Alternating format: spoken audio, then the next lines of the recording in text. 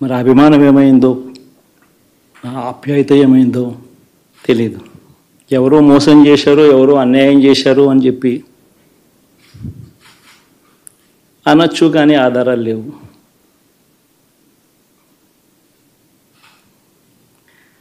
ఏం జరిగిందో దేవుడికి తెలుసు.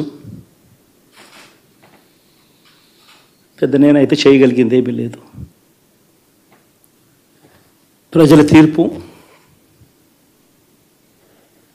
తీసుకుంటాం, కానీ మంచి చేయడానికి మాత్రం ప్రజలకు తోడుగా ఖచ్చితంగా ఉంటాం.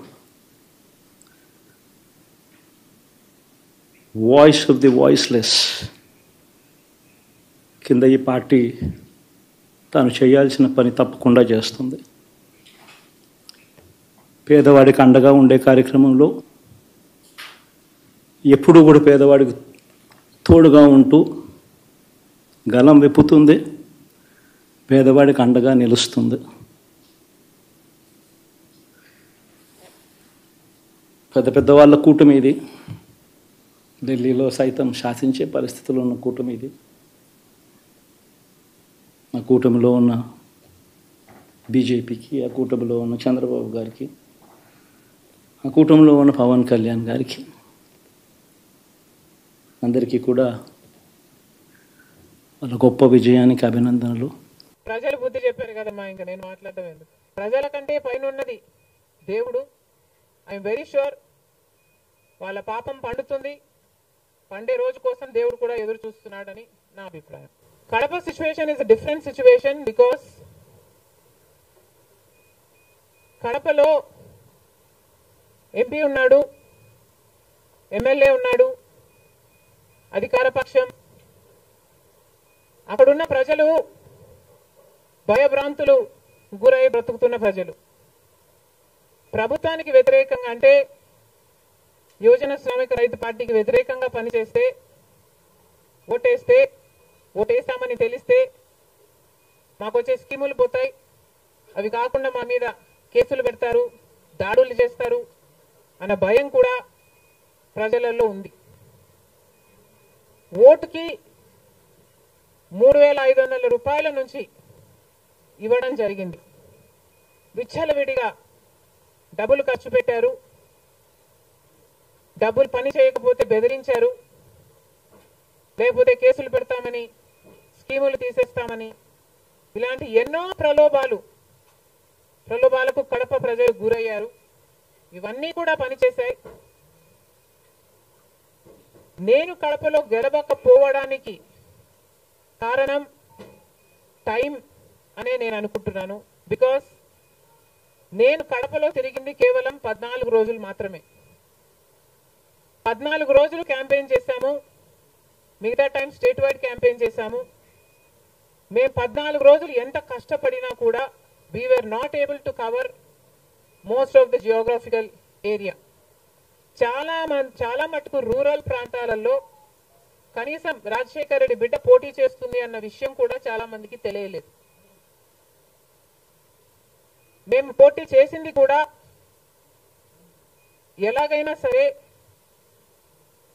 మళ్ళీ హంతకులు, హత్య చేపించిన వాళ్ళు చట్టసభలకు వెళ్ళకూడదు అని ఉద్దేశంతో మాత్రమే పోటీ చేయడం జరిగింది. సరే, అది జరగకపోయి ఉండొచ్చు, కానీ ప్రజల కంటే పైన ఉన్నది దేవుడు. ఐఎమ్ వెరీ షూర్ వాళ్ళ పాపం పండుతుంది, పండే రోజు కోసం దేవుడు కూడా ఎదురు చూస్తున్నాడని నా అభిప్రాయం. చంద్రబాబు గారు, కూటమి, పవన్ కళ్యాణ్ గారు బీజేపీతో కలిసి ఇక్కడ ప్రభుత్వం ఫామ్ చేయడం జరిగింది. ఈసారి జరిగిన ఎన్నికలు రాష్ట్రంలో చాలా విచిత్రంగా, అన్ప్రిడిక్టబుల్గా, అన్ప్రెసిడెంటెడ్గా ఈ ఎన్నికలు నిలిచాయి. కారణం ఏమిటి అంటే ప్రజలు చాలా డిసిసివ్గా ఒక నిర్ణయం తీసుకున్నారు. మాకు మార్పు కావాలి అన్న నిర్ణయం ప్రజలు తీసుకున్నారు. కాబట్టే ఈ ఎన్నికలు ఒకే డిసిషన్ మీద పడి జరిగిన ఎన్నికలు. For Jagan, against Jagan. ఒకటే డిసిషన్ గా ఈ ఎన్నికలు నిలిచాయి. For Jagan or against Jagan. Against Jagan అన్న మార్పు కావాలి అన్న ఈ గట్టి డిసిషన్ ప్రజలు తీసుకున్నారు కాబట్టి ఈరోజు వాళ్ళ ఓటు వేస్ట్ కాకూడదు అన్నట్టుగా చాలా డిసిసివ్ గా they voted with a vengeance for change. ఇది అవునన్నా కాదన్నా ఇది వాస్తవం. కేవలం అంత గట్టి నిర్ణయం ప్రజలు తీసుకుని మార్పు కావాలి అన్న అంత గట్టి డిసిజన్ తీసుకున్నారు కాబట్టి ఇన్ ద ప్రాసెస్ ఈరోజు కాంగ్రెస్ పార్టీ కూడా అనుకున్న మేరకు పర్ఫామ్ చేయలేకపోయింది. కాంగ్రెస్ పార్టీ కూడా కేవలం నెల రోజుల ముందు సర్వే చేస్తే Congress party vote share between 6 to 7% ఉంది. దాన్ని మేము కష్టపడి పనిచేస్తే నేనే స్వయంగా 64 కాన్స్టిట్యుయెన్సీల్లో క్యాంపెయిన్ చేయడం కూడా జరిగింది. వీటన్నిటితో కనీసం 8% దాటుతుంది అని కాంగ్రెస్ పార్టీ ధీమాగా ఉంటే అది కూడా జరగలేదు. కారణం ఏమిటి అంటే ప్రజలు చాలా డిసిసివ్ గా వాళ్ళ ఓటు వేస్ట్ కాకూడదు, ప్రభుత్వం ఎలాగైనా మారాలి, మేము మార్చాలి అన్న డిసిషన్ తీసుకున్నారు కాబట్టి ప్రజలు కాంగ్రెస్ పార్టీకి కూడా ఓటు వేయడానికి ఆలోచన చేయడం జరిగింది. ఏది ఏమైనా కాంగ్రెస్ పార్టీ ప్రజల గుండెల్లో స్థానం సంపాదించుకోవడం మొదలుపెట్టింది. ఇది ఇలాగే అంచెలంచెలుగా పెరుగుతూ పోతుంది. రాహుల్ గాంధీ గారి నాయకత్వంలో మేమందరం కూడా కష్టపడి పనిచేయడానికి సిద్ధంగా ఉన్నాం.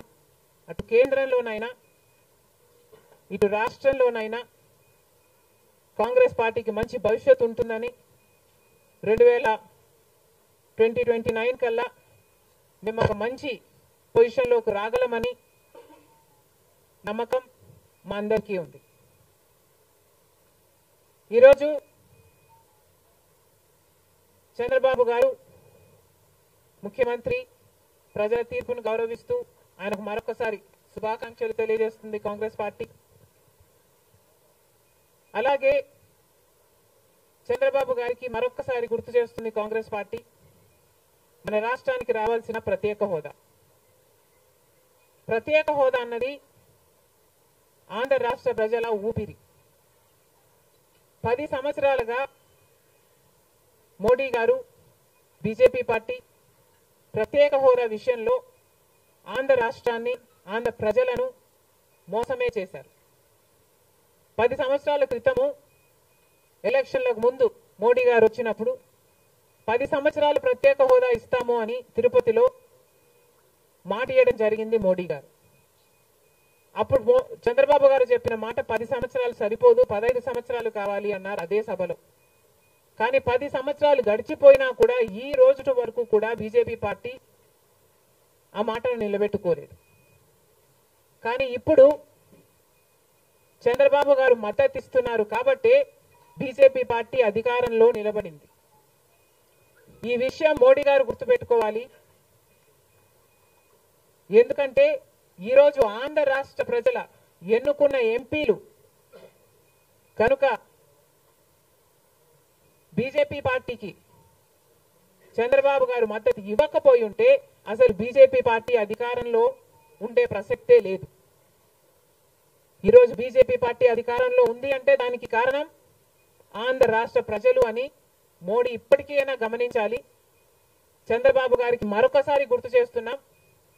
చంద్రబాబు గారు బీజేపీ పార్టీతో ఎలక్షన్లకు ముందు పొత్తు పెట్టుకుంటున్నప్పుడే కాంగ్రెస్ పార్టీ పదే పదే చెప్పడం జరిగింది, ఒక్క మాట అయినా తీసుకోకుండా, కండిషనల్ సపోర్ట్ అయినా మీరు ఎక్స్టెండ్ చేయకుండా, మీరు బేషరతుగా స్పెషల్ స్టేటస్ అన్న కండిషన్ పెట్టకుండానే మీరు బీజేపీ పార్టీకి ఎందుకు అలయన్స్ పెట్టుకున్నారు చంద్రబాబు గారు అని అప్పుడు ప్రశ్నించడం జరిగింది.